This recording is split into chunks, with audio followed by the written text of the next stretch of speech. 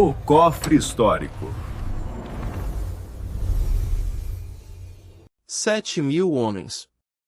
Esse é o número que a história oficial muitas vezes prefere omitir para dar lugar à lenda. Quando falamos da Batalha das Termópilas, a imagem que vem à mente são 300 guerreiros solitários em uma missão suicida.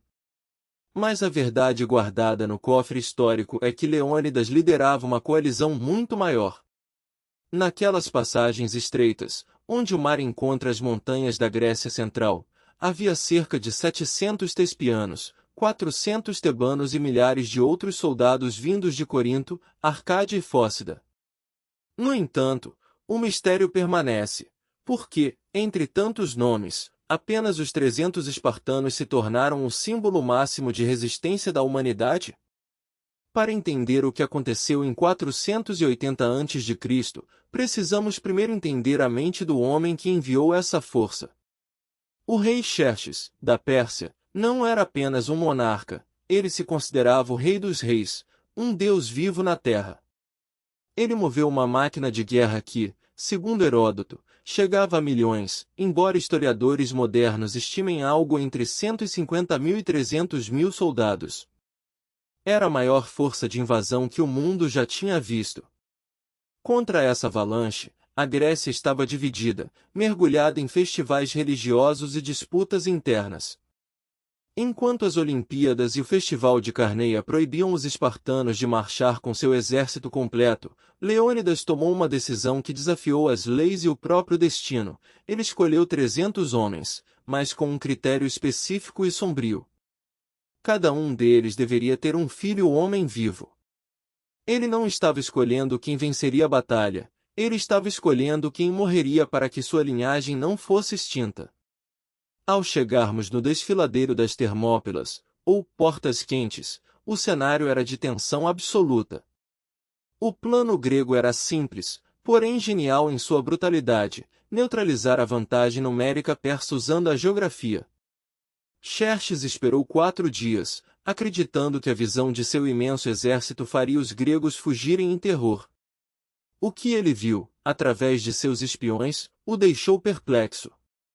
Os espartanos estavam do lado de fora da muralha, exercitando-se nus e penteando seus longos cabelos.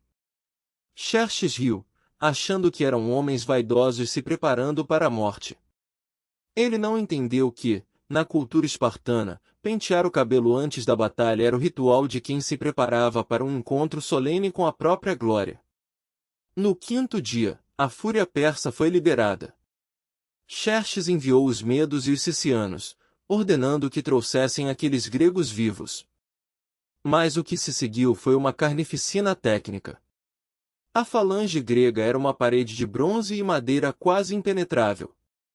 Com seus escudos sobrepostos e lanças longas, eles transformaram o desfiladeiro em um moedor de carne. Os persas, com seus escudos de vime e lanças curtas, morriam aos milhares. Mesmo quando Xerxes enviou sua elite, os famosos imortais, o resultado foi o mesmo.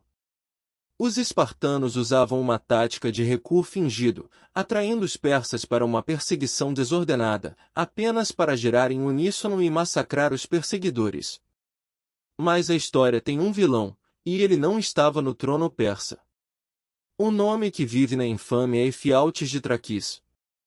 Investigando os relatos antigos, descobrimos que ele não era o monstro deformado que o cinema pintou, mas um habitante local que conhecia as montanhas como a palma de sua mão.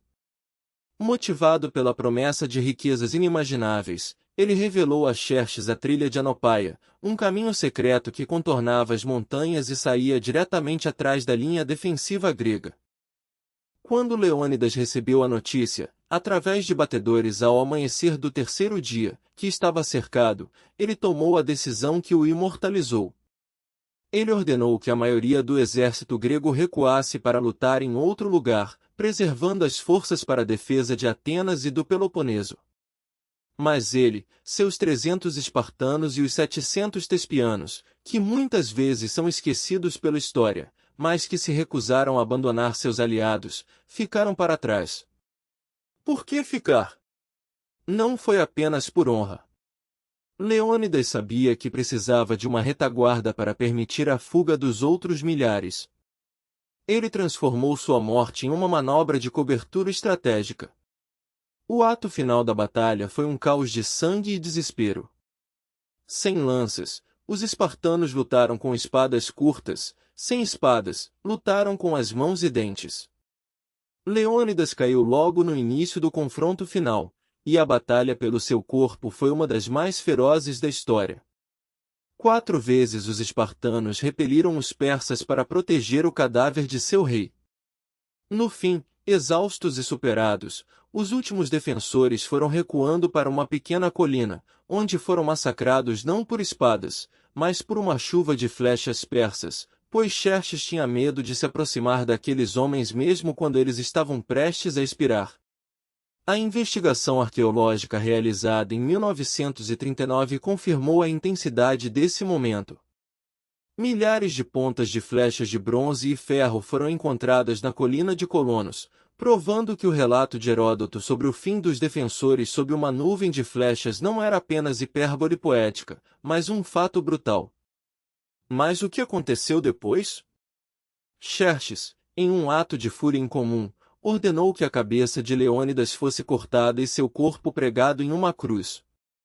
Era um reconhecimento involuntário da ameaça que aquele único homem representava para seu império. A Batalha das Termópilas foi uma derrota militar para os gregos, mas uma vitória psicológica sem precedentes. O sacrifício de Leônidas deu tempo para que a marinha grega se organizasse para a vitória decisiva em Salamina e, mais tarde, em Plateia. Aqueles 300 homens, e os outros quase 1000 que ficaram com eles, mostraram que o Império Persa, por maior que fosse, não era invencível.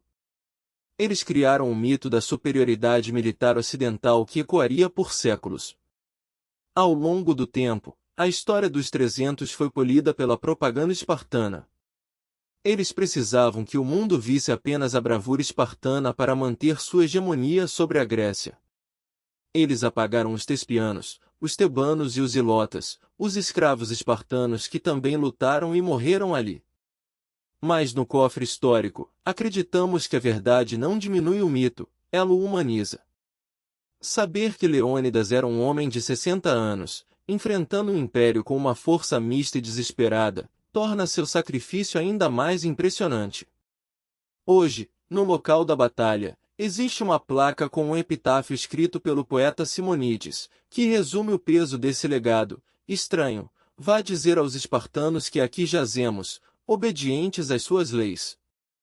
Mas a verdadeira mensagem das Termópilas é sobre o que acontece quando homens decidem que há algo mais importante que a sobrevivência, a liberdade e o dever.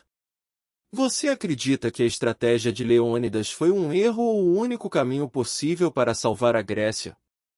Se essa investigação revelou algo que você não sabia sobre a antiguidade, salva esse vídeo para não esquecer esses detalhes e inscreva-se para mais curiosidades históricas aqui no Cofre Histórico.